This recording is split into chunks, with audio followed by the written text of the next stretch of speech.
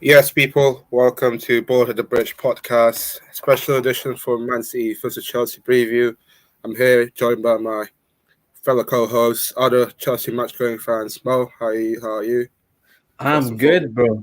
I'm good. I'm good. I'm back in business, man. I've missed a couple of games. I've I've had to fight my way through COVID, and it feels good to be back, man. Honestly speaking, I've missed obviously being on the podcast with you guys as well weekly. So it's been a little while.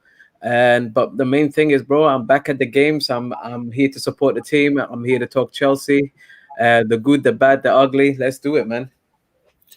That's the first, most important thing, man. And I think the health, the priority comes first. And I'm just glad to see you back, man, fully healthy. Appreciate it. And yeah, without further ado, I think we're gonna switch back a little bit because I haven't spoke to you about the Chelsea and Spurs review. What Mhm. do you think about the League Cup semi-final, though? Do we think that we play well, or is it just like normal Chelsea, and Spurs will always be Spursy? What's your thought of that? I'm more inclined to agree with the manager. I felt like we didn't really play to our best. I felt like, especially in this game, I felt like in the second leg, it felt like it was about more of a cruise control. Like we already 2-0 up. We don't really have to try as hard. So the motivation and the intensity for me was quite lacking, and it didn't feel like we were there to kill the game. And especially once we took the lead, I felt like literally we completely faltered the way, and that for me, as much as I want to be really concerned about it, at the end of the day I have to remember the predicament our squad has been in, and the fact that we've had a fixture congestion where we've had no luck with cancelling games. We've had a lot of players that we've had to manage their injuries coming back from COVID, etc. I think when you consider the whole factors, the fact that we're still fighting on all fronts, I can accept performances like that. I don't like seeing it. I'm not gonna lie to you. I can understand why anybody would be frustrated at it and would be much more concerned about it going into the City game. If you're watching a performance like that, it's not the one that you want to. It's not the one that's going to fill you in with the most confidence. Let's put it that way. And Mm. but I do agree with the manager. I think considering the fact that we're Chelsea Football Club, we shouldn't be playing like that at any point, regardless of the circumstance. We should be giving up 100% at all times. And he was right. I don't think we did, and I appreciate that about our manager, bro. I don't think he sugarcoats things for us. I think he feels very much like us in games where he feels like he's at fault. He's someone to admit it. But in games where he's unhappy with maybe the effort of some players or the quality of the Yeah. team, he's happy to point it out. He's not here telling them, like, oh, like let's use the weather as an excuse, or let's do a whole other madness or shenanigans. I think accountability is very important with this team, especially when we talk about mentality of this team sometimes being questionable. You have to keep them on their toes, and the best way to do that is you question them if they put questionable performances, and you don't just let it go under the rug. Exactly, it is. This is the funniest thing is, Mm. regardless if we play or bad, we're definitely going to see a fireworks amongst our fan base. But Oh, 100%. for example, that game alone against Spurs, I don't think we were that great. But at the Mm. end of the day, I feel it's more to the game management because we Yeah. got match day tomorrow, and the Mm. fact that Tuchel didn't put any strong squad, in my opinion. He didn't. He missed No. a couple of key players, in my opinion. He, Mm. he literally benched Jorginho and Kante's literally like he was saving it for Man City at the end of the day, and the Mm. fact that yesterday's game, the Spurs game for me, there was a lapse of moments where there was kind of like, okay, in that first half, I don't think we were that great, but at the end of the day, we got that we got that 3 goals advantage in the first half, and then we can take off some of the important players. That's what we done. In Yeah. the second half alone, that was when we I become like, guys, just settle down. I know we're like 45 minutes away from Wembley Stadium. Just Yeah. settle down. And it's like some of the key mistakes, for example, for me, that Jorginho key passes, that could have been a lot horribly wrong. And to be fair to Kepa, he did a massive, massive, great job against Spurs, though. Mhm. I thought for me, he's one of my man of the match, though. He kept a few safe. He kept Harry Kane in his pocket, and that. I thought Christensen playing well. But at the end of the day, it's the results that mattered a lot, and I feel like this is the first of our cup final run that we've been since like 2019. Ever since that we got that to the final since what Sarri season literally in the League Cup. Mhm. So Mhm. I think it's just us getting that bonus, that trophy I, that we what currently it lost. what it's Yeah. done for us as well is it's corrected the mistake of last year when you think about it. Because if I remember correctly, was it not last season when we were out to Spurs in the Carabao Cup on penalties? If I remember correctly, Yes, we so did for as me, well. it's course correction. Like as much as everybody wants to complain about the performance, which I think is quite understandable. What counts at the end of the day is we're through to the final. We had pretty much the job secured from the first game, winning 2-0 at our own ground, not even conceding a goal. And we put ourselves in a very strong position. Like the pressure was more on Spurs to try and have a go at us. And I felt like although they set up different to try and adjust and from that first game against us, I still felt like they didn't really do much. Like I generally felt like we were a lot more in control about the situations in regards to minimizing their sort of danger. But what my main concern, if any, would have been is that there was that lack of intensity. Like it didn't feel like a game to us. I felt like we were in cruise control. I don't know how else to put it to people. Other than, For me, it's just I feel like we've seen this with Spurs. We've seen with the way that us play Spurs in the semi-finals. They always have the tendency that they still lack of that mentality going to that final stage of the competition, yeah, where they still lack of that mentality where how did they want to win that match, and then going yeah, on to something, win a trophy. They're still hmm lacking at the same old Spurs that been since 2019. Okay, fair enough, you lost to us on the penalties. Well, it's still the same like this year though. they're Unfortunately, not for me, convincing. You're right. they're not that convincing in my opinion, and I feel like for Spurs itself, I'm just looking at their objective, because I don't think Conte would prioritize the League Cup. I think hmm he's going to prioritize the top four race, because I feel like He should Spurs, do. he should do. I think Spurs need to come back to European football. I think they want. I think they're out of the League Cup. They're out of the Conference League. hmm FA Cup wise, they're still in there, but I feel like the main priority that Spurs want is that top four, that European football race. Yeah, and let's be frankly honest. This top four race towards the end of the season, it's going to be fireworks. I think there's a lot of teams that get underestimated in this particular moment because everybody's focused on the fact that Arsenal's doing well. But I think West Ham have been a fantastic underdog team this season once again, where they have been great on all fronts. They have taken both Manchester clubs out of the Carabao Cup. They have beaten Liverpool. They've beaten ourselves. This West Ham team, in my opinion, has gone under the radar. Once again, they're in a top four battle whilst competing on all fronts still. And I think that has to be commended by West Ham United Football Club, because a lot of people are starting to excuse little things like Arsenal going out of the FA Cup. They're saying, oh, you know what, that's great for us simply because we can now focus on the top four battle. But I'm like, actually, what should be happening is if West Ham United can do it, what's stopping you, Arsenal, from doing the same damn job? Because at the end of the day, West Ham United as a squad and as a team is no better than Arsenal and isn't necessarily better than the Spurs, but they are managed better. And in as a team, as a collective, I think they're stronger. But individually, could you say that West Ham have got the better players than both of those teams? Not necessarily, but I think that they're very highly disrespected as a team. And this top four battle, in my opinion, is going to be a very interesting one for a lot of people to watch and keep an eye on. But I don't want people to sleep on West Ham United Football Club, because at the end of the day, I understand they may not be as big as necessarily your Spurs or Arsenal's, but at the end of the day, they're getting the results that they need and they're competing on all fronts. And they shouldn't. David Moyes needs to be commended for the job he's done at this club, guys. Like Yeah. it's as simple as.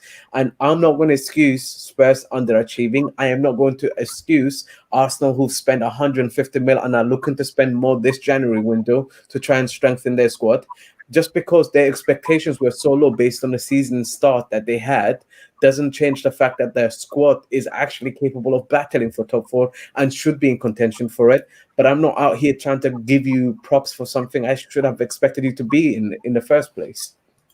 I fully 100% agree with you. I think West Ham as well. They're for me they're the dark horse of the top four this season. Let's have it right. And the fact Mhm. that David Moyes got this squad going since last season, and at the moment they're literally playing as if like they're the big teams in London. So Mm, you can't discount out that West Ham team as well in that yeah, top four race. But I think that Spurs, West Ham, maybe United, that'll be a tighter top four race in my opinion. yeah, But yeah, but yeah, man, I just think that at the moment we just like step away very far from the rest, man. I think Liverpool and Man City, Chelsea, you can arguably say that they're the top three. So at the end of the day, I think we just got to keep our business within ourselves and focus on what lies ahead. For example, against Man City tomorrow as well. So yeah, it'll be a yeah. tougher game tomorrow. It'll be a tougher game. But we're gonna switch on topics. So if you're living in the moon, make sure you subscribe and like and comment, people. Sarcasm City, and don't forget to the membership link down the description below. And don't forget, man. If you want to do a super chat, be nice, be my guest, and switch topic. It's been a hectic last couple of days for Chelsea fans, especially that contract situation, Mo. Because I hate these kind of talks in the middle of January. I just want to focus on the match, though. But Yeah. what do you think the board has done so far? And are you still disappointed with the lack of investment from the board, especially that left wing back position? Honestly, I I am actually in a position to say, and this is going to sound crazy, but I'm actually glad that our board is not being reactionary. I think part of the reason why we are in the position we are in the first place is we have been a club that has been very much reactionary. We have reacted from a position of weakness and desperation for far too long. And right now, although the situation is very dire and very like we're pretty much in a desperate situation, I think it's a situation that is much more manageable by the manager that we have. And Thomas Tuchel needs to be given a lot of credit for handling this Chelsea squad the way he has done. There have been a lot of problems thrown at his door while still having to compete on all fronts. And so Yeah, far, he has not broken any sweat. He has not really complained. He's not really thrown his toys out of the pram and said, you know what, this board ain't backing me. This players ain't doing this. He's actually kept a calm head, and I have to commend it. The biggest reason why I am not so disappointed about this transfer window situation at the moment is because I've said this to people over and over again. A lot of what Chelsea's board does is coming from the fact that in the past they've put themselves in positions where they've acted from desperation and they've acted out of fear, and they have been bamboozled by managers to do decisions that have long term wise screwed our club over. We had players that were technical, that could play the football we were trying to transition to from the moment when we were trying to get Mourinho back. We got Mourinho back, and Mourinho, after one season, decided very simply that he wanted experienced and ready-made players and was willing to sacrifice any youngster and any person of talent that we had acquired other than yeah, Eden Hazard, and literally put us in a position where, yes, he has won a title, guys. Don't get me wrong. He did compete, but he competed on a short term, but long term, we were screwed over, guys. And this sort of effect carried on because we didn't then go from Marina and say we've learned a lesson. We went to a Conte knowing full well he's a manager that if he doesn't get his way, he's going to throw his toys out of the pram. And guess what happened? Yes, he won us a title, but as soon as he didn't get what he wanted, he threw his toys out of that pram. That second season for me, again, unacceptable. What I yeah, have to say when it comes to these types of situations is the board has to recognize what managers can you trust, what managers can actually manage situations and narratives really well. And in my opinion, Thomas Tuchel has done it with flying colors. Not only has he delivered a Champions League, guys, he has managed circus situations for us so fantastic well while still getting the best out of this squad under the circumstances of injuries and COVID. What we don't need is panic buys like Digne and yeah, panic buys where we're basically just being so desperate and just signing anybody. We need to sign players that really suit what this manager is seeking. And the best way to do that is not necessarily a January window. If the opportunity presents itself, explore it. But if it doesn't, don't be desperate. That's why I commended the team for not necessarily being desperate. Yes, on the at face value, us having to go back to a Leon and say to them, "We're going to pay you 4 million euros to give us our own player back," it looks comedic. I get it. It's not a nice thing to see. But honestly speaking, the manager has a lot of trust and knows Emerson well enough to want to know that he wants to get that player back. He's backing the board and he is backed by the board to want that player back. He's now saying he's going to give Kennedy a shot. And he's not saying he's the real solution. He's saying, I'm going to try it and I'm going to see where this takes us. But what he's not doing is he's not throwing his toys out of the pram, and we're not being reactionary as a club. The summer for me is the most important window we will ever have. Why? Because that's when you get rid of deadwood. That's when we understand where we are with the players that need contract renewals. That's also when we understand what players we should target to really strengthen this squad correctly and give the manager the players that actually get him to play the football that he wants and can actually be effective on that pitch. Right now, for me, anybody else that wants to be panicky and reactionary about it, I get why you're being it, but I generally don't want my club to be reactionary. That's the one thing I'm running away from. So right now, yes, I want to be upset, but at the end of the day, the reason I'm not upset, if we had signed players that we don't want, that are now going to become more deadwood for us to get rid of in the future, bro, I see the positives too. So I'm not complaining at the moment. Zeke, welcome, my brother. Welcome, Zeke. Welcome. I feel that I think he's muted at the moment, but Yeah, he's muted for now. It's all good. but do you feel the same, bro? I'm just thinking, well, big up Zeke as well. But before you go to Zeke, I feel like I'm a bit. You live next to Silverstone. Oh my days! But Friday night, but yeah, like Mo says, sometimes I do feel a bit annoyed because the board kind of like lack of that, backup plans. In my opinion, I feel like that when Ben Chilwell got that ACL injury, the board was thinking like, all right, ACL injury, we never know, because they still they lack that contingency plan. Like, what if he and then he's out for like next couple of 9 months at least. So that contingency plan really annoys me. But at the end of the day, is it going to be a sustainable club? I'm not sure, because I feel like most of the time, to me, every time I talk about some of the players that are out, though, for example, Reece James and Ben Chilwell, arguably the two most important wing backs in our system, we need to sort out some players and get new players in that can play in our system. Our players are just trash, man. That can challenge the starting team players, man. Like, it's really annoying. Mahalia is attainable at Atalanta. He is. Really? He is. I see one. Like, I actually agree. He is available, but maybe there's a reason why the club is not exploring and running into this decision in January, bro. True, but like Mohammed, we need to plan better, man.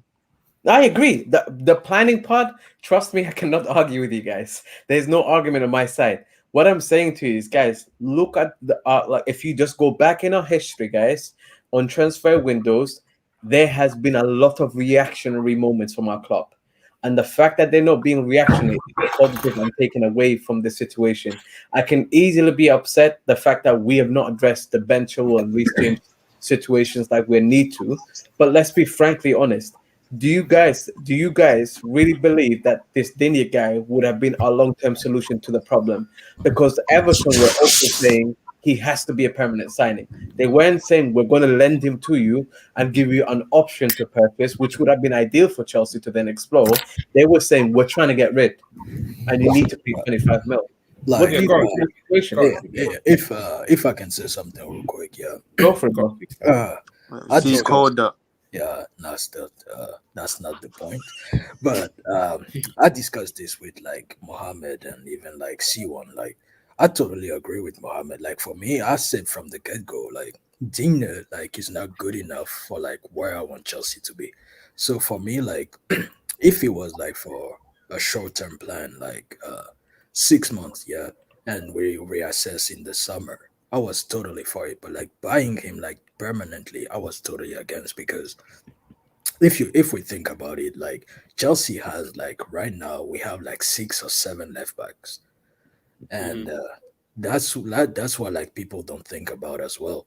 Like, we have 6 or 7 left back, and for me, if it's not a starter, like someone who can like in the best of the world, like bench Chilwell. I don't want him permanently because right now, people, we need to be honest with ourselves. Either we want to stick to top four battles season after season, and we accept it, and therefore, like we go for players who are like top four Mid, players. mid. Hold on, and or like we accept that the objective is to like in the next 5 years, yes, we want to look at City in the eyes and we want to trust Tuchel.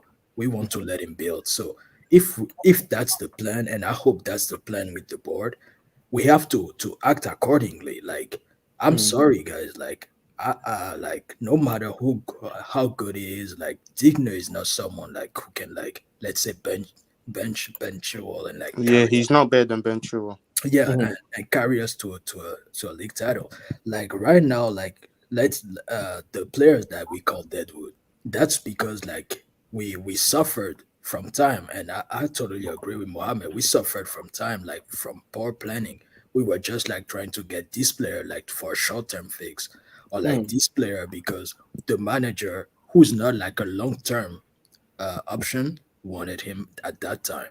Yeah. Like right now, like that's what we say. Like for example, if we take the 25-man squad, like we know that like some players are not good enough for Chelsea, and we have to keep them and play them because we cannot sell them, and that's the problem. I don't want us like to add to our issues. I want us to solve them.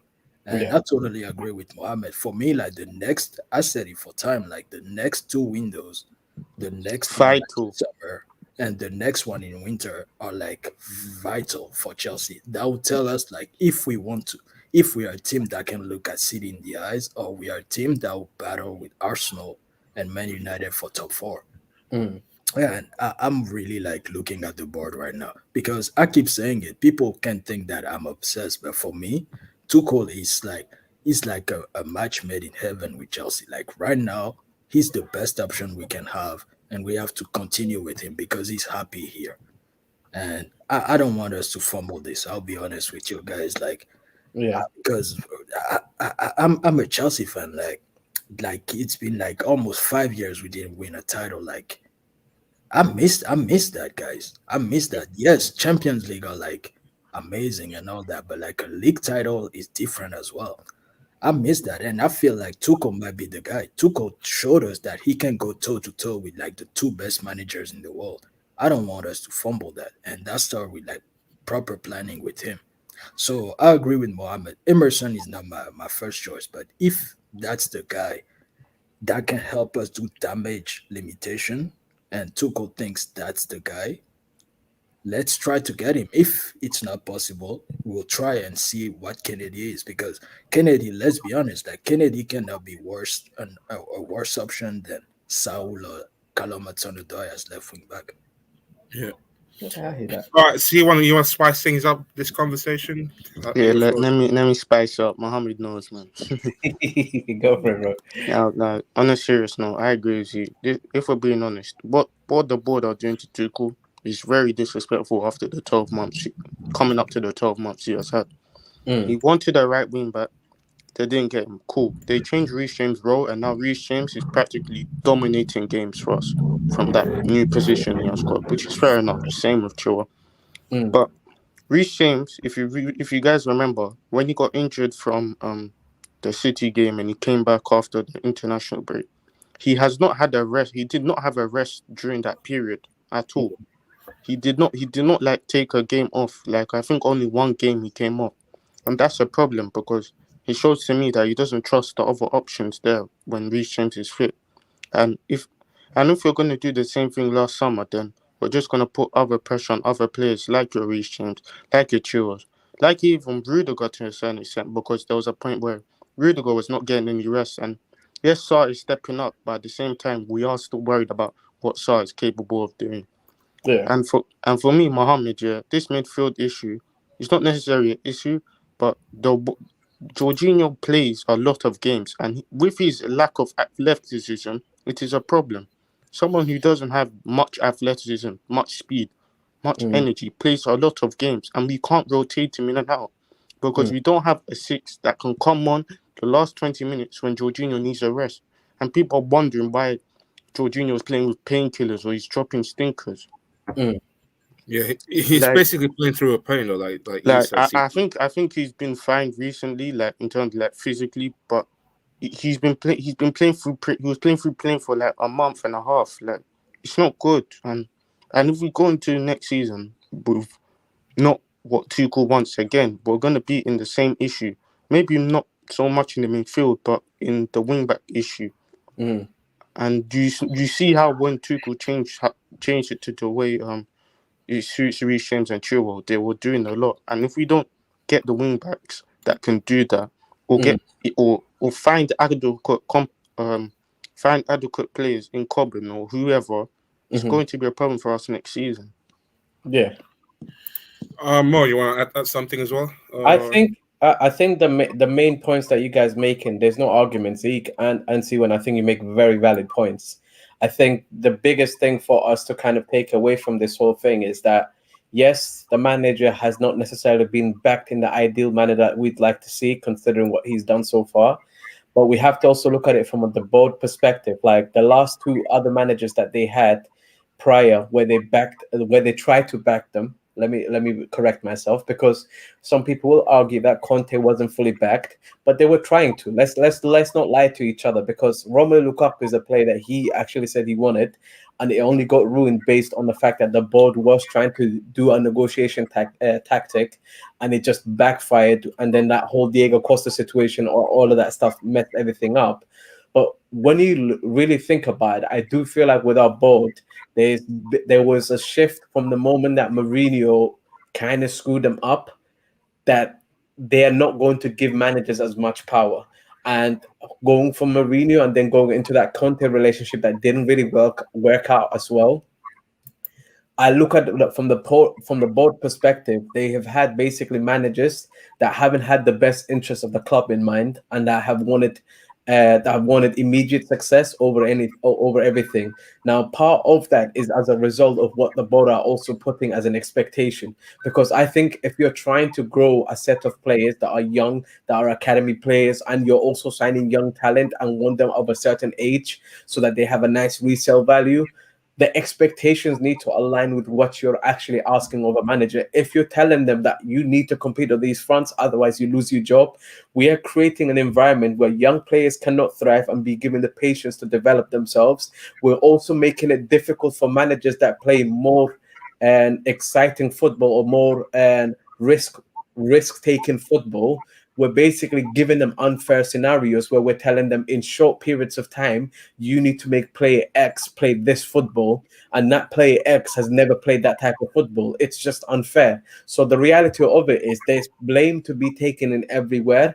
But right now, for me, the biggest thing about this club is don't be reactionary and fix the problems that we have created over the years, so that long term, we can become a stable club that can actually take advantage of the academy players that we have in our academy, but also we can sign players and develop them to what we want them to be under the right manager that we have in place. We cannot be putting managers in a position where when they're walking into a room, the first thing that these players know about this manager at Chelsea Football Club is you're more than likely going to outlast this manager. That is not healthy, guys. Let's put it simply. As much as we've had really good success with this method, this is a method that needs to change, because this is part of the problem. It's created a lot of the issues that we face today. That's why I'm not really panicking right now, because in my eyes, this season wasn't about Chelsea winning the Premier League title. This season for me, I don't want to see my team crawl into a top 4 battle, and I want to see us compete on every front. I want to see consistency, and I want to see which players are part of our future. Once we know that, guys, we can get rid of the rest. Then we can actually start doing a real rebuild, a build that will be in the image of what flipping this manager wants. Because this manager, for me, I trust him. That is the biggest factor that I need you guys to realize. It's all about trust. And right now, this board is starting to trust this manager, which is why I'm happy. But the only way they can make sure that this trust is repaid is through patience and aligning the things together. Yeah, Mohammed. Mohammed. I just wanted to add with that as well. Apparently, I don't like to believe this PR, but there could be some truth to it. Apparently, they haven't been doing January business this window because they wanted to try get Shermani Kunde and the Kamara brother that Tuchel recommended last year, and apparently got pushed back to all the summer. And Yeah. apparently they're trying to do them 3 deals, like two. I think they said 2 midfielders and a centre back. I think it's either one of them or 2 CBs and a midfielder, because it probably This depends is on. exactly what C1 is alluded about from Frag's statement. But big up yourself. I want to see improvement, and then summer we can do rebuild like with a manager like Tuchel. Yeah, and This is what yeah, C1 alluded to. Go on, T1. Continue. and with the if this kind of feels like to me, with if those 2 midfielders are coming in, that feels like I feel like a Ruben's most likely going to leave because Juve is linked with him, and Potentially, yeah. and possibly depending because of how his agent talks. And I don't want Jorginho to leave because I'm not like one of these people that feel like Jorginho's the problem or all this nonsense. But if his agent keeps on saying stuff like this, he could possibly leave as well if those 2 midfielders were to come in. At the end of the day, we're all aligned, didn't it? We all want the manager to be given the tools Yeah. to do the job properly. And I'm not really blindly loyal to any player at this point. I'm loyal to Chelsea Football Club, and I want Chelsea Football Club to have long-term success and competitiveness.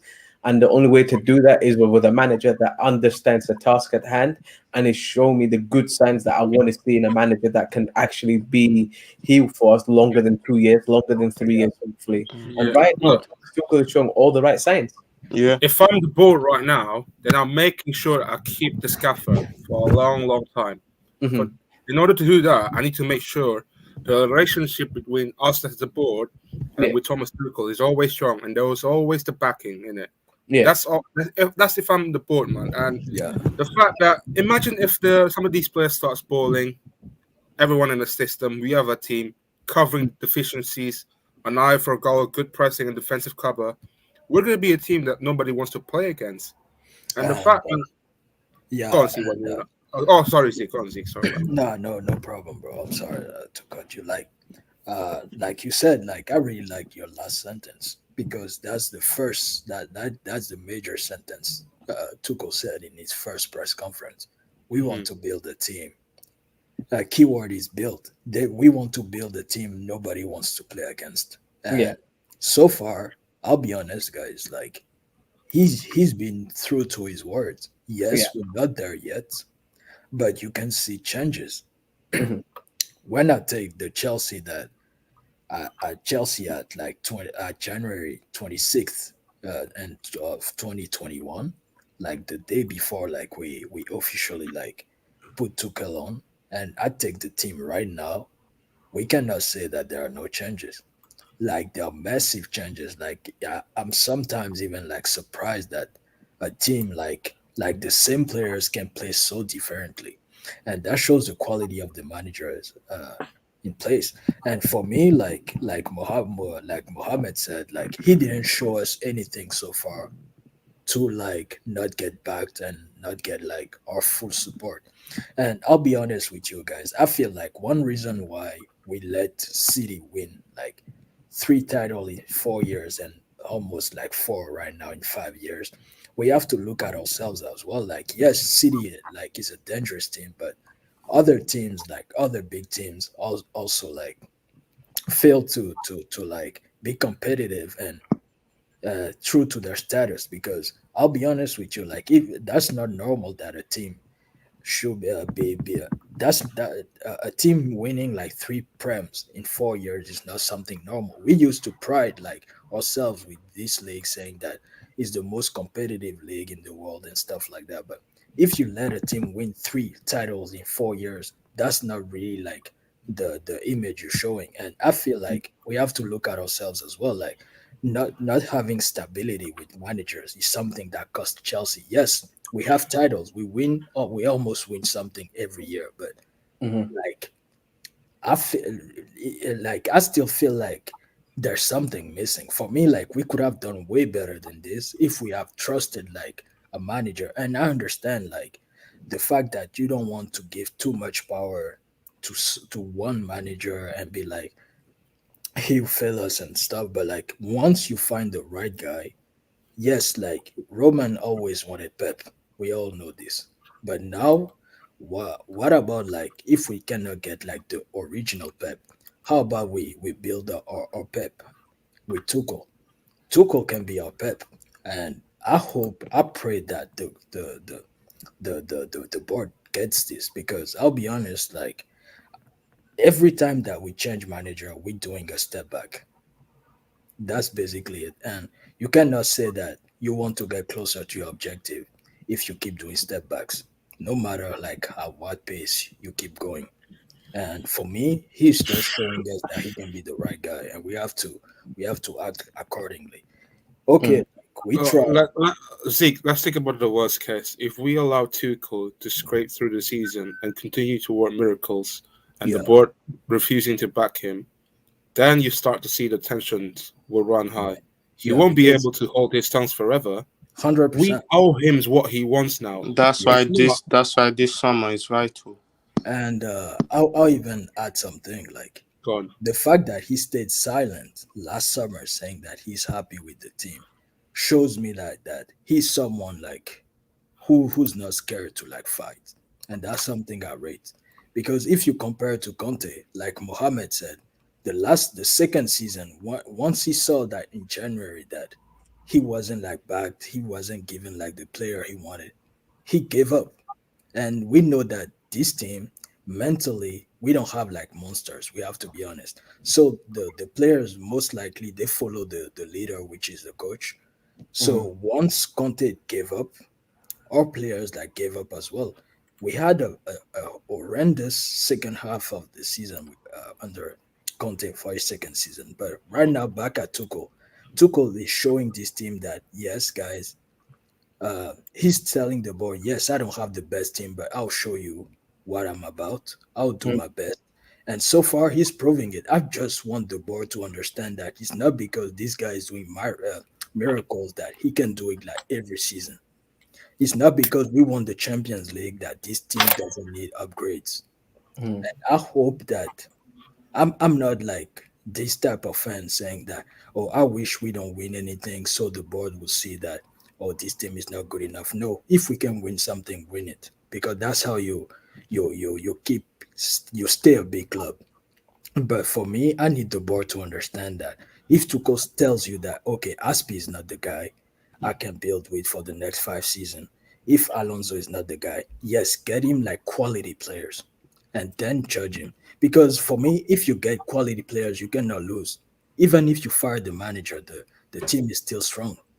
If you upgrade on Alonso and Aspi, for example, or other position, even if it's not Tuchel, like at least you have a strong team.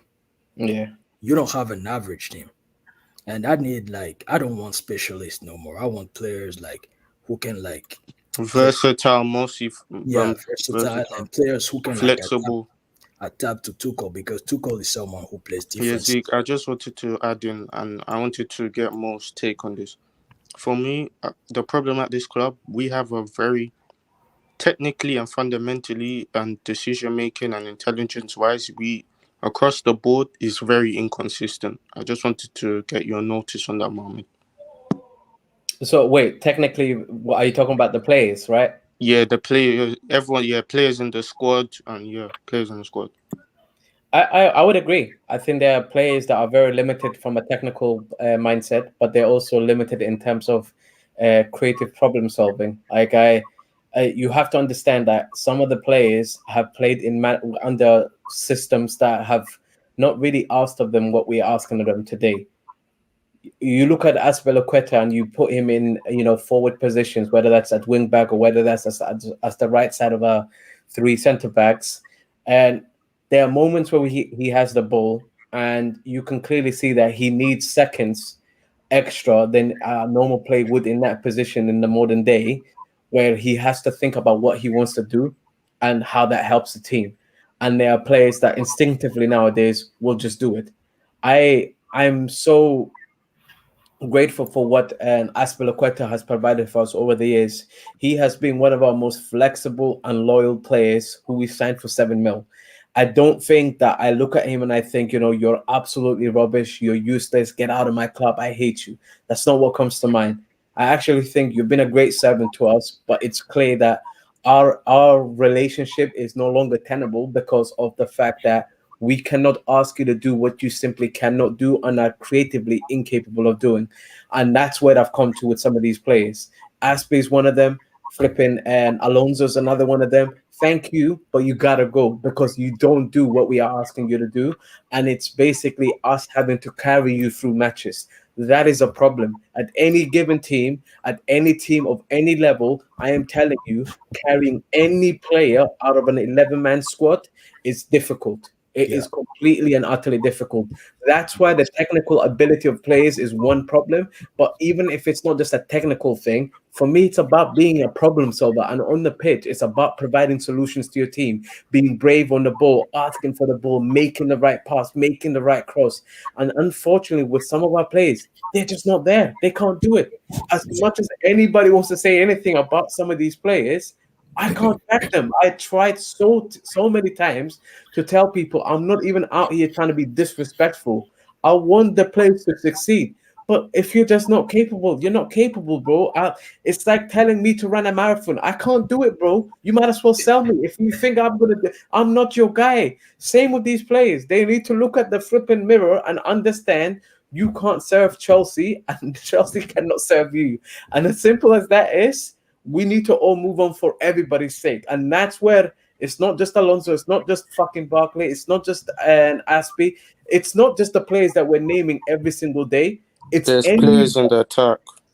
the players in attack. We need to learn what we want out of players. Stop signing players and then making them do something different to what made them work in other teams.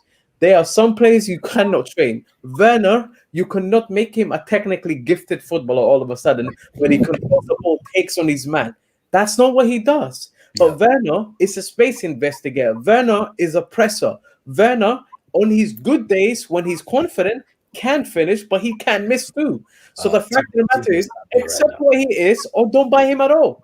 That's simple. Timo is happy right now, bro. You Go on, Mark. Go on, Mark.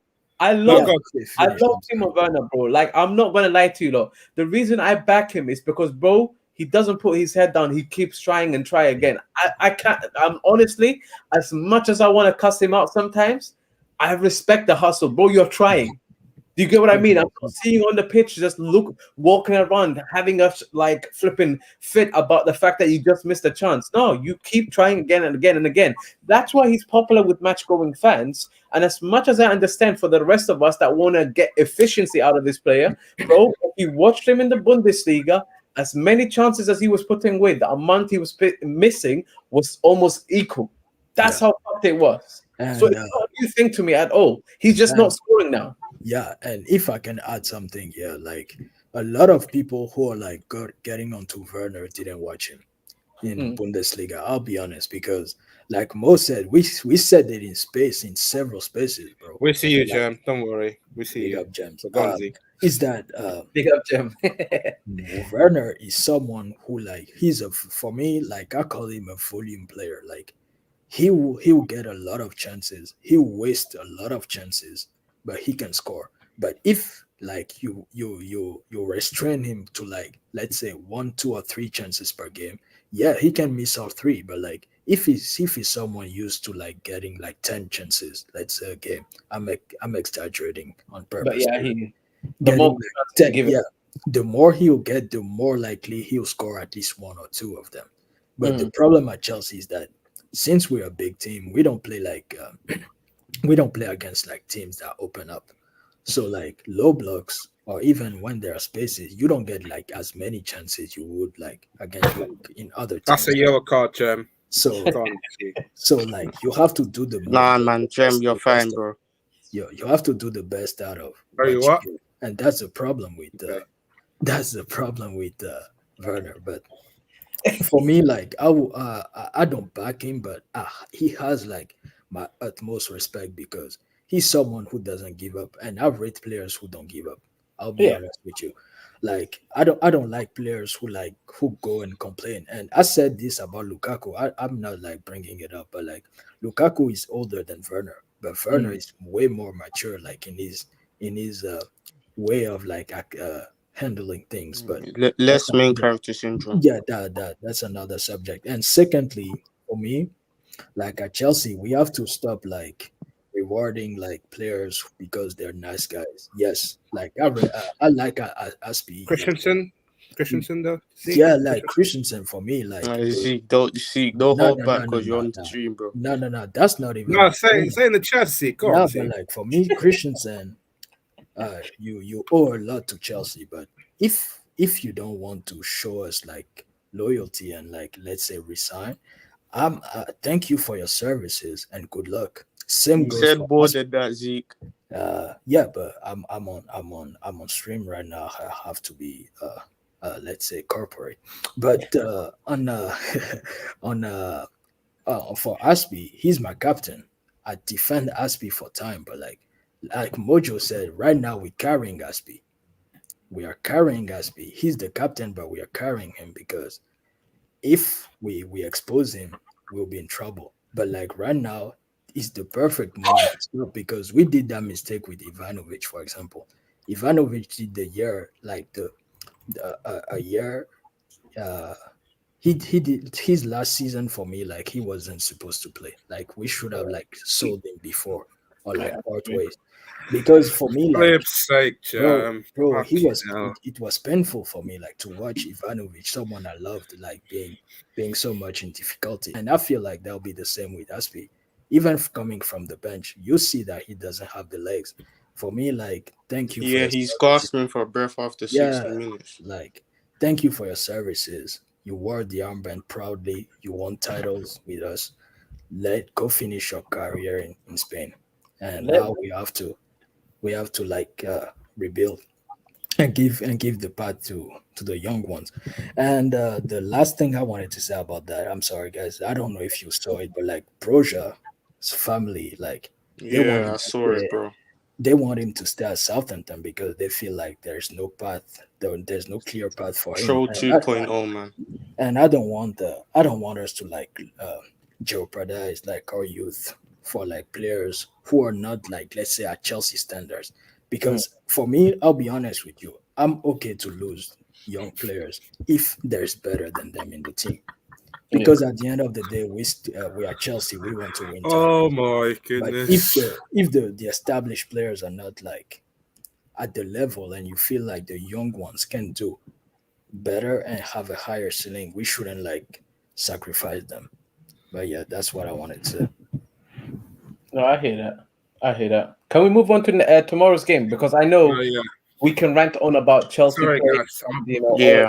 the Well, stuff. let's get to the comment section. I know James trolling right now with Christensen. And Jem is having his moment, bro. Bro, you deserve Jem, bro, milk the hell out of this moment, bro, because we both know how much Carefree Lewis has done it. Say what you want to say right now, bro. You can milk the situation. Oh my days! But big up, Jem. Yeah, let's switch the topic. So the game's tomorrow. Right. Yeah, The yeah. first encounter. All right, we lost 1-0. Do I think that it was a worse performance? I don't think so. I just think we're not that good on that day. But do you think that this is going to be a lot different game compared to the last one? And well, what's your guys' thoughts on that tomorrow? So because we're 10 points behind, and it's a must-win game as well. So let me start because I think you've been a little bit too nice here. That first encounter this season Shocking. against City was atrocious, absolutely shocking performance, and I never want to see Chelsea play like that ever again. The reason I say that because that performance stank of us being fearful. It stank of us being too respectful. It stank of us being too pragmatic. Whether that's the manager's fault or the players that were on the field, everybody take your collective responsibility and never show me that version of Chelsea again. I don't like it. I never want to respect it. And I'm going to call it out every time I see it. I respect Man City, and I do think you have to understand that Man City is ahead of us in terms of a team that has been set up by a manager for almost 6 years now, right? From that perspective alone, I get it. They're ahead of us in terms of where they are at as a club under this regime and this manager. The fact of the matter, however, is that it doesn't mean you're too respectful, especially when you're at home. I would have understood us setting that up like that if it's an away game, because I understand circumstances can be different. I'd even be understanding if it was tomorrow's game, because maybe the squad isn't really in the most ideal scenario. But the game that we played against them at that time, I found it to be unacceptable. So I'm going to call it out for exactly what it was. An atrocious performance that was very embarrassing for us. With that being said, tomorrow for me is more about the character of the team, and I would love to see a performance where we rattle them. The result, as important as it may be, people have to understand Man City don't even need to win the game. If they stop us from winning, it falls in their favor regardless. So the people have to understand that Man City's biggest objective tomorrow. Oh my God. Where did he appear from? Go on, bro. Continue, bro. Now, Man City's biggest objective tomorrow, it's a home game. The pressure is on Chelsea. The only thing you need to do, catch us on transition, because we're not necessarily going to have the best players to be able to deal with it. However, with that being said, don't expect the same Chelsea performance, because I don't think the manager will, and I don't think the players will from themselves either. With that being said, I expect a tough game regardless.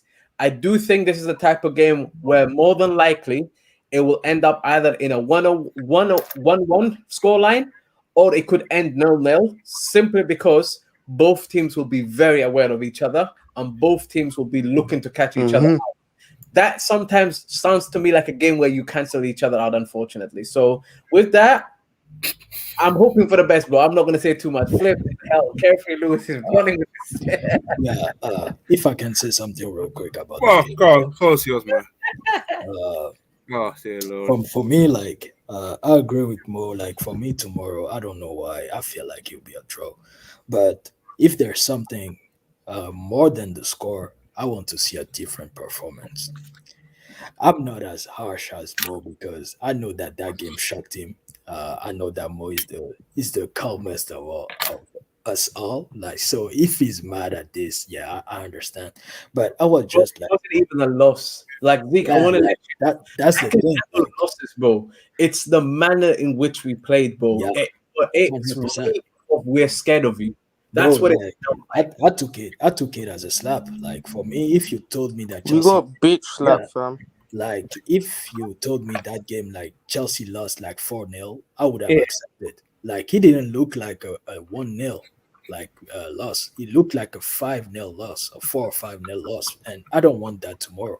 For me tomorrow, like even if we take 2 goals, like even if we concede 2 goals, yeah, for yeah, me, like I want us to like go at them like told like blow for blow, like not like saying that we'll score as much as many goals as them, but like at least like counter press. Like let's get back to like what made us like a dangerous team in Europe. Like we don't like get stepped on. Like tomorrow I want to see 11 warriors. I want players like who don't like go head down and be like, oh well, we might lose this game. No, like play your best. Even if we lose, at least the performance. That's the that's the respect. thing. Yeah, we gotta be respected, and that's what I'm looking at tomorrow. For me, like the score doesn't even matter. If I see that my team like played correctly and like how can I say like respected our principles, I'm fine with that because I know that City, you cannot always win against City, but you have to show them that you're a big team as well. Yeah, We're not Burnley, we're not Oh boy. our small team. So I want to see that tomorrow, and I feel like we might get surprised. For me, like if Thiago and Conte can play, are fit and can play, we, yeah, we might be surprised. Yeah, for me, I was about to say, for me, it depends on what approach Tuchel wants. If he wants to go on this all pressing, attacking thing, for me, you have to play Kovacic, Kante, Mount, Havertz, and Ziyech. okay. And Because Ziyech, as much as what Timo brings off the ball and the way he stretches that line, I thought there will be times where Timo will get the Fuck's ball. sake, Sham. Oh, jeez. Can't see. Yeah. And Mohammed, you notice at times when Timo gets the ball in transition 1v1, he doesn't have that trick in it. Oh my Like in days. isolated situations 1v1, Timo doesn't have thing about him. Mhm. And that could be a problem because if we're trying to play this counter-attacking football with Timo trying to get Diaz isolated 1v1, Diaz will most likely win the battle because Timo doesn't have that isolation about him. And the ball could keep on bouncing back and bouncing back. But one thing we know with Havertz, when he gets the ball, especially this season, even though he hasn't been good enough in my opinion, he can make it stick. He can keep it ticking between him and Mount.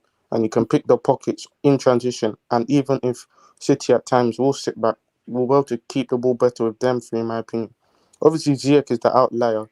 And if he could get into those half spaces there and get shots off the box, shots outside the box, we could have something there.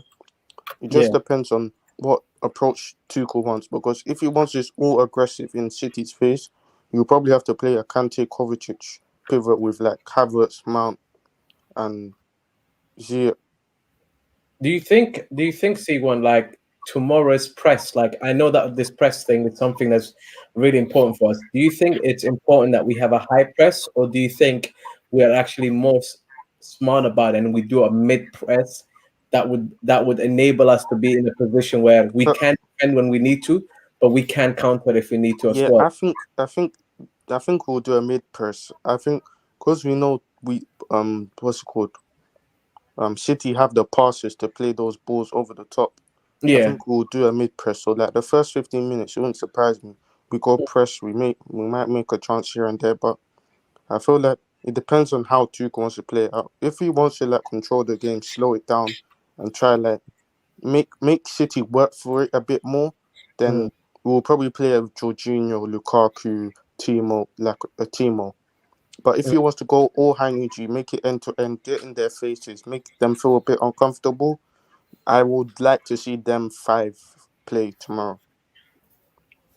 Yeah. No, I hear Yeah, that. here's the thing. Yeah, here's the thing with Man City. They're gonna play a hard line. That's defo. And the fact that for me, especially in that DM, and who are we gonna play in that midfielder? Do you think we should start Jorginho, or do you think we start Kovacic after his run of games? That he was really good though.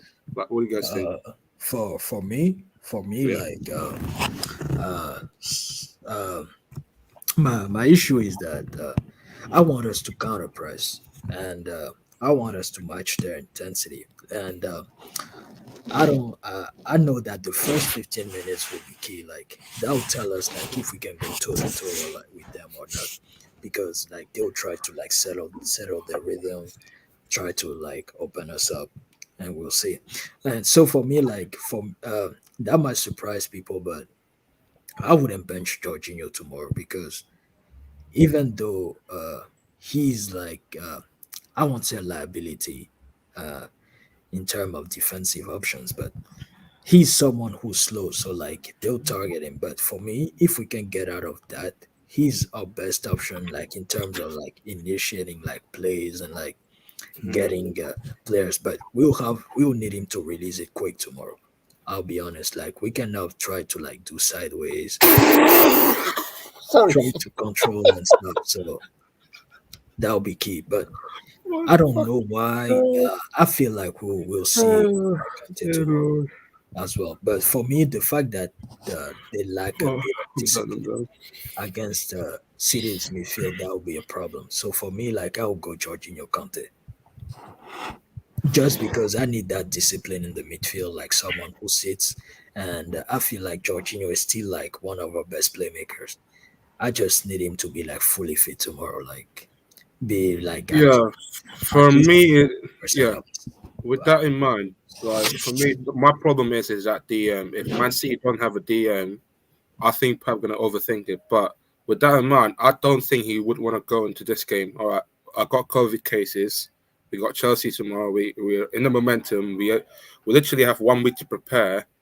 But then we literally like overthink. Like they're thinking like they might overthink it in this game. But at the end of the day, Zeke might be right though.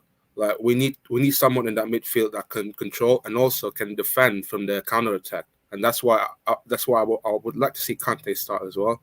Kovacic, as much as he was good, but I feel like we Nah, need for me, you can't drop Kovacic. I'm sorry, you cannot. You cannot. He's pivotal in this game. You cannot drop him. I hear I that. don't mind. Look, see, I don't mind either way. Like, I don't mind either way. But like Jorginho Kovacic, I don't mind either way. But I just think for me, it's just like the game management in it. So because Kovacic is already playing in the Spurs game, and you know, but yeah, But like you said. he came after 70, so he's probably gonna play this game. All right, fair enough. Whoever plays tomorrow, I just want to see in the Go first on. 10, 15 minutes, and I think everyone will agree what the plan is from the goal. I don't know about you, lot, but I feel like our best Fair way enough. of this type of game is just about being able to be ready to counter them. I think the transitions is where we can win this game. I also believe that we don't need to press them up high, and I'm not expecting the team to grab the ball off their defenders. That's the major thing. I expect us to limit their options of passing lanes, especially in half spaces, because that's where they like to exploit the most. I think if we can limit us messing up our own transitions, that would be great because that will give us a lot more confidence in this game and we can then put chances away. But the biggest thing when it comes to Chelsea is like, as long as Chelsea doesn't stand in their own way, but actually we have got a good chance of getting something out of this game. We're not completely out of it. And that's the main thing for me with Chelsea is that it when you don't know which version of Chelsea can show up, sometimes it's a scary thought. But then you look at some of the individual players that we have to carry. We're all open to the fact that at any point somebody could make a mistake and it can fuck the whole game over for us. That's how easy it is for us to be written off this game. And I think for any team that faces any other team, and you have to worry about your own team like that sometimes, it's that no wonder we don't have the most confidence when we go against a team like Man City. What I do know is that Thomas Tuchel, for me, is someone that is very good at adapting his game and at exploiting problems, and game management is the biggest aspect for me. Tomorrow, regardless of what happens on that pitch, if he sees a problem that we are not dealing well with, I expect him to do something about it.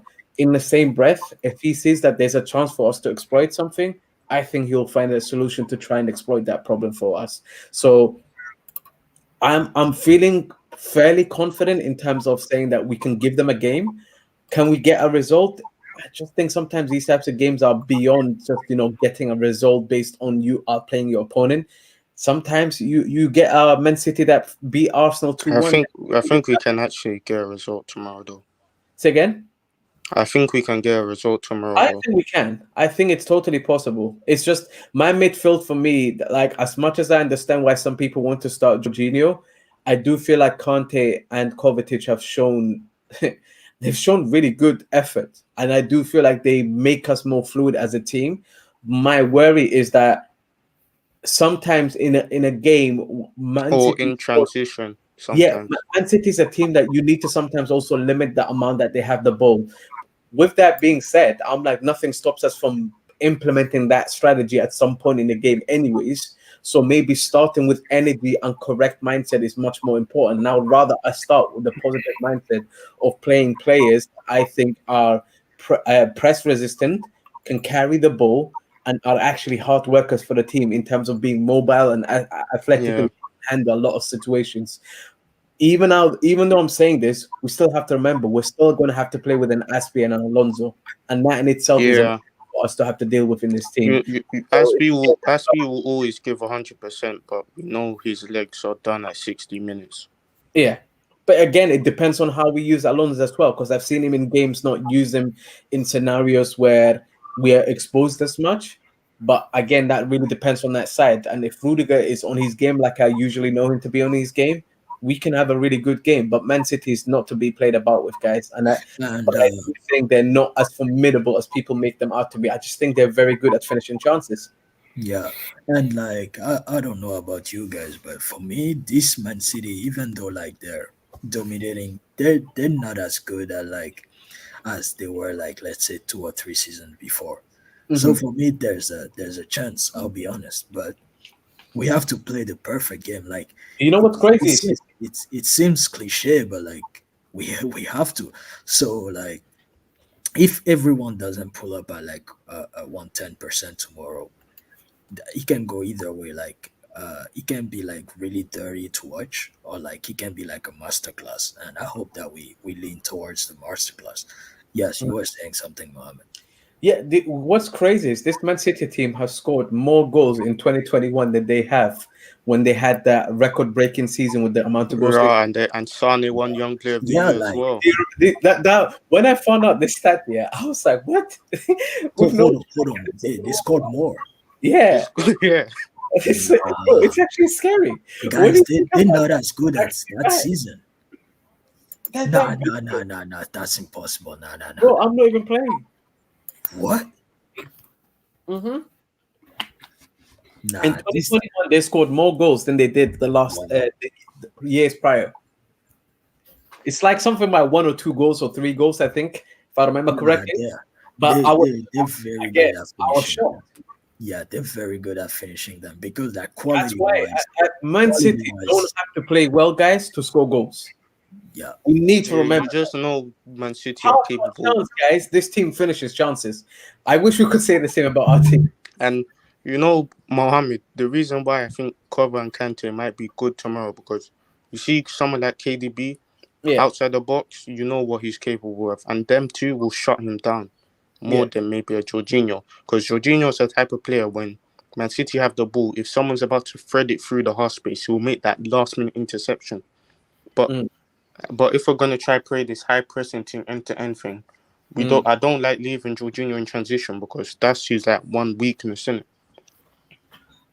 yeah. No, I hear that. I think you're making valid points. It'll be interesting because obviously our team's pretty much picks itself. Kepa obviously is in goal. Yeah. Thiago Silva plays. Rudy plays. Aspie plays. I think Sa might play tomorrow. Mo might be your pair tomorrow, though, Mo. Do you reckon? And Salah probably will play. And I think Alonso plays. Yeah. I think the midfield, yes, we can all see Different spectrums, different ideas. exactly. And I'm cool with it. The main thing for me is that front three. That will tell us a lot about how we're approaching this game. I do think work rate, and I do think that what's important is the right type of energy. And that the right type of energy, meaning I think Mason Mount, when he works hard, is the one that I prefer than Mason Mount that can just stat pad. I love Mason Mount, but don't get me. But bro, He's like of a better balance to his game. he's having a Bruno season, G. it might shock people, but like the Mason man we need tomorrow is the Mason man of last season. Yeah. Like we don't like, yes, he might not like score, like have an assist, but like production wise, that's the guy we need tomorrow. The value you bring to a team is much more important than Mohammed, you see his touches have gone down. He's not dropping in the half spaces on the half You know turn. what's scary? I've never really, until this season, I've never really attributed Mason Mount with like I can't feel his presence in a game. Yeah. There've been games this season where I felt that. I love Mason Mount, but when games I have felt like that, all I thought is it's clearly too far in one direction in terms of, yes, you can get GA, but I want you to actually balance it out. What you contribute to the team is just as important. Can you make us function? Can you be the guy that presses? Can you be the guy that's running around and making sure that you get people's heads up and you're in the right place at the right time? Are you the guy to drop in the half spaces and collect the ball? Exactly. Just take responsibility, take accountability, and be available. Be there, be present. That's the main thing for me. I like players that are present in a game, especially in games like this. You don't want passengers that are scared to even ask for the ball. That applies to Kai Havertz as well.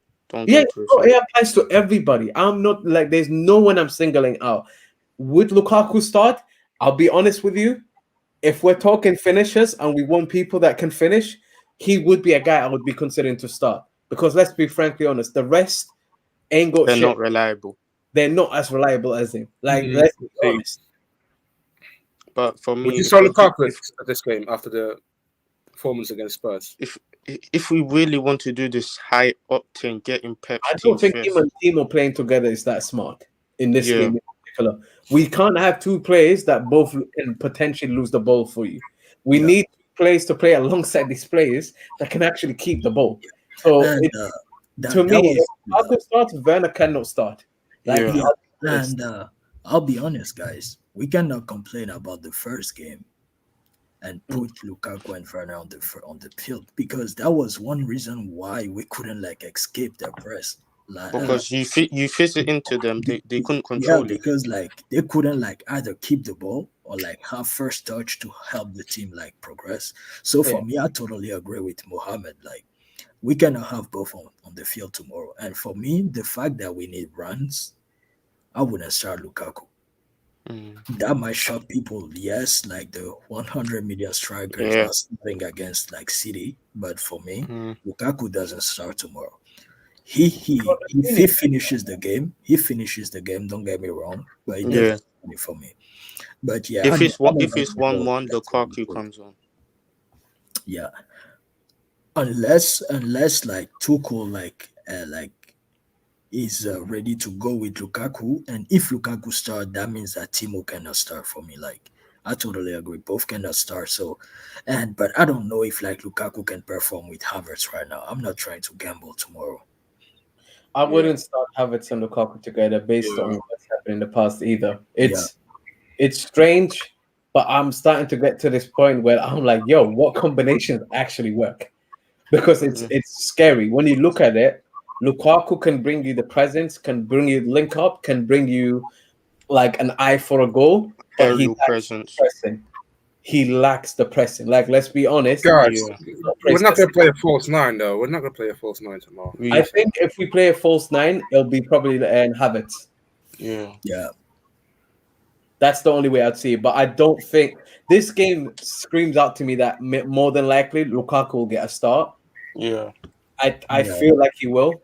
I don't know why, but especially if you're a team that isn't going to necessarily press high, then it makes more sense to start a Lukaku.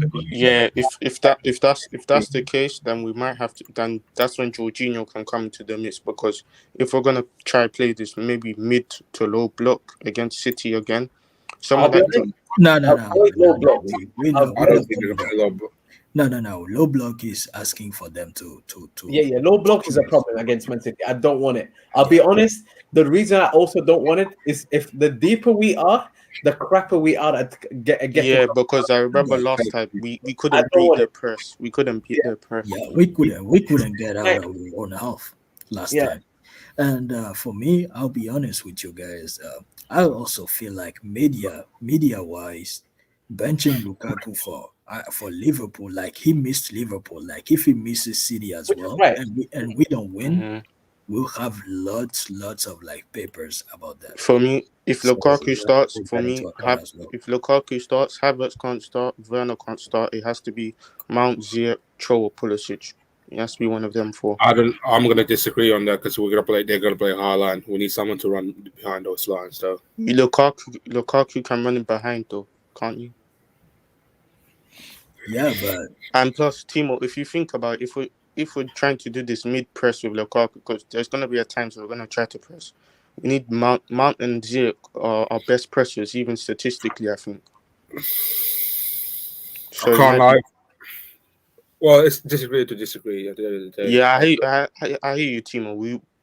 If Timo starts, I'm not against him in it, because we know what he can bring against City, and we've seen what he can do towards Diaz when he's running backwards as well. So whoever starts tomorrow, I think everyone wants to know, like, the first 50 minutes. What's the purpose? What are we going to do this game? Mm-hmm. Tig, you want to add something to that, or was he on mute? For me, like, I'm very curious to see what will be the front three, because I'm not even like opposed to Lukaku, but like we need to play like in the best way possible, like to endanger City. And Lukaku has attributes that can be a problem for City as well, but we need to play like to these attributes. If we don't, he's a liability, and I don't want that tomorrow. As I said, like we have to play the perfect game. To bring something out of Etihad, we have to play the perfect game. So for me, like as I said, like that shocks, and that might bring noise. But like once again, I don't start him tomorrow.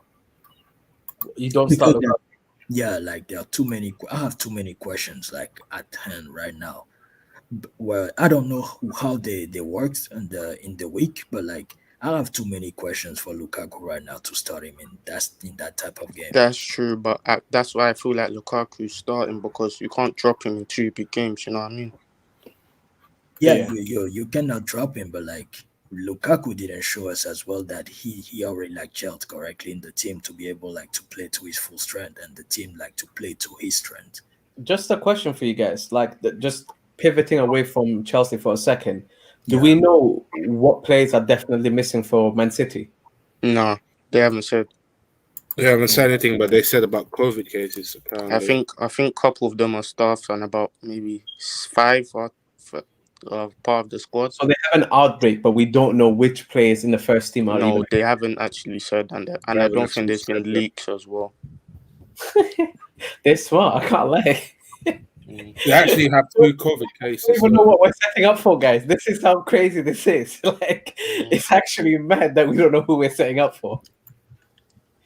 It's going to be interesting. I look forward to it because Nah, this but Pep said that they have new COVID cases, so Yeah. they were saying there's 2 new cases or something like that. yes. I don't know one player of their team that we know for sure is missing. Mhm. Obviously, we know Mahrez is not going to be there. Mhm. But other than that, do we know anybody else that we know for a fact ain't been? No. Probably I not. don't know anybody else. And that Yeah. in itself is a bit tricky. But I think it'll be a good game regardless, guys. As much as I'm really focused on the result, I want to see a better performance in the We need first. to see that Liverpool performance. Yeah.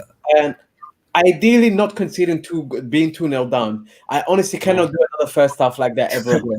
It's Yeah, not that healthy, took my guys. heart, Don't bro. lie. If you think watching on TV was freaking mad, I'm telling you, I went into the concourse at halftime and my hands were shaking. Like I couldn't stop my hands from shaking, bro. Yeah, the stress. It's not healthy. That's how you lose hair. That's how you lose like years out of your life, bro. Because the adrenaline Yeah. kills you. Yeah, and when we get set pieces and free kicks in dangerous positions, we need to make sure our best takers are on it. So either Big up Alonso, Maggie Jess. Big up, Jess. so that if we're in dangerous positions, Mohamed Zeke and Fato, for like set pieces and free kicks that we can score from, we need to Yeah. make sure that we're following in as well for the Yeah. rebounds. Yeah, I agree. I think the character of our performance tomorrow is something that is very key to what I'll be looking at, regardless of the result. It's the character in which we play that is very important to see which players step up, which players are hiding. Is it the usual suspects? Is it like we've been outdone tactically and we are just being outplayed?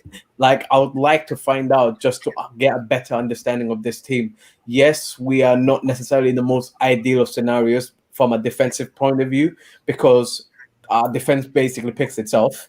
But besides that, I do think our midfield availability is a lot better than what it was a few weeks back. Our front players, I just think the biggest issue we have, and we still continue to have, we don't know what's the best combination, guys. And Yeah. that's scary. I do think that's why before the season started, when people were saying, Chelsea are title favorites, I was disagreeing with them, not because I don't want my club to do well, but I'm just like, guys, we don't even know what our first 11 is. We were arguing about who plays in the front 3, guys. Like, And yeah, we can't be giving away set pieces tomorrow because they have Diaz Yeah. and That's stuff in a the big box. spot And as well. as much as Kepa has been on good form, we know Kepa's not the best commanding in the box and long shots. So we need to recover. Like we need to make sure we give away as many. We need to make sure we limit the amount of set pieces and corners we give away. So obviously, if the sorry, ball is about to go out for a corner, just smash it in out the stadium, smash it into my yard. In fact, fam, don't give away a corner. the main thing I was going to ask was obviously we know that the game that's been rescheduled with Brighton is on the 18th, and that's a game that's not long to go until we play that as well. Yeah. Do you guys think that will influence our starting lineup tomorrow? I feel like there's going to be change though. Regardless, there's going to be change, massive change. Hold on, the Brighton game. Yeah. Right, we play again on Tuesday. 18th, bro. But like they played today, so like for me, like he wouldn't like influence that much.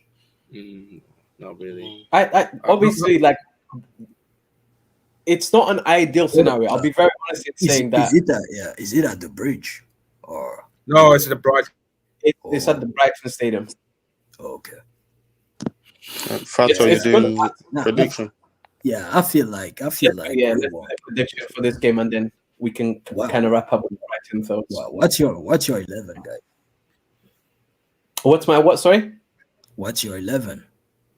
Oh, mine's Kepa, Thiago, Rudiger, Malingsa, Aspi, Alonso, and Kante, Kovacic, and Lukaku, Hudson-Odoi, and I'm gonna go with Mason Mount. Okay, That so you went Yeah. Kante.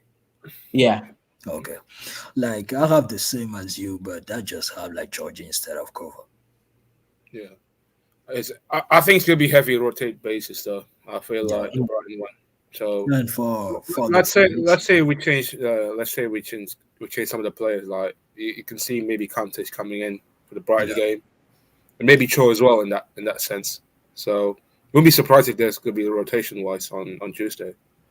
And for the score prediction, guys, I want to be Yeah. bold. Oh, forget about that. But my bad, guys. I'm a bad host. But yeah, go. That's fine. I want to be bold. Let's go to score prediction, guys. I'm going 2-1 Chelsea. Hey. Like it.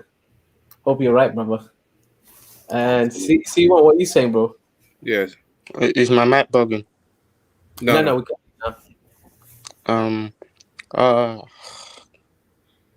I think we'll score first, but I feel like because of what Man City have, and I feel like, in my opinion, they're the best team in the world at breaking down a low block. If we were to go low block, I'll probably, you know what?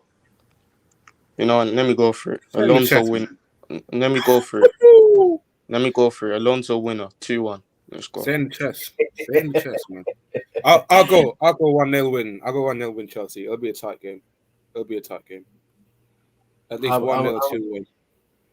I'm gonna be negative, guys. I'm so sorry, but I'm gonna go with a 1-1. And that's fair. I don't think that's still a result.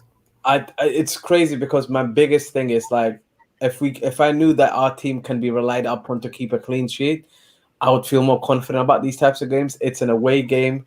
The major thing that I think that can make me feel more confident is knowing what sort of players are affected by this COVID situation for Man City. But besides that, I think we can get a goal. My doubt is, can we get more than one goal in this game? And if we can't get more than one goal, I don't see how we're going to keep them out of our net. I generally feel like they will score. It's their ground. I just don't see them not scoring. So I'm going to go Chelsea 1, Man City 1.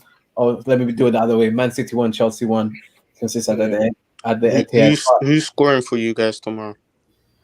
I'll go. Do you know what? I'll go for Thiago Silva to score tomorrow. I'll go Alonso. I'll go Alonso Brace. You say in the chest, man. You say in the chest. I feel like he was score. I'm gonna be so happy. I like that confidence you want. I hope you're right though. Tomorrow I'm saying, as I said, 2-1. I'm saying, I don't know who started left 10, but I see that one's scoring either Pulisic or Cho, and I have Rudiger scoring the second one. Yeah, he's been scoring from set pieces as well. I see it. Yeah. I have a scoring one, and I'm going with Rudiger as well. And I'll be honest, if Rudiger scores, guys, and it's going to go absolutely bonkers, and I'm there. It's going to be crazy. Oh, mate, there'll be lots of balloons over there. But yeah, guys. Last but not least, what's your guys' prediction for the Brighton game on Tuesday? Brighton, having watched them tonight, I think they will be a lot more tired, but I do think they're a very good squad, and their manager does a good job at setting this team up. I see us going there to get a 1-0 win. I'm gonna go with that. I'll go 2-0 win Chelsea. I'll go 2-0 win. I'll go for scummy 2-0 Lukaku and Pulisic to score against Brighton. Yeah. Brighton, I have No, us. wait, not Pulisic. Lukaku brace actually. Yeah, I think I have us. I have so. us winning 1-0. Lukaku.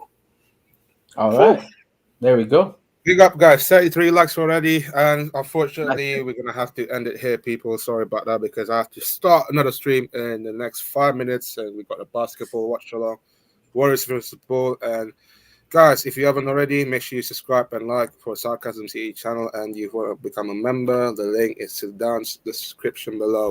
And don't forget to follow these panels, and because they are GOATS people. So don't forget that. It has been the Pause at the Bridge podcast on Sarcasm City. Thank you for watching. Subscribe, people. Big up. Yes, right. Take care. Best wishes Subscribe. to you, man.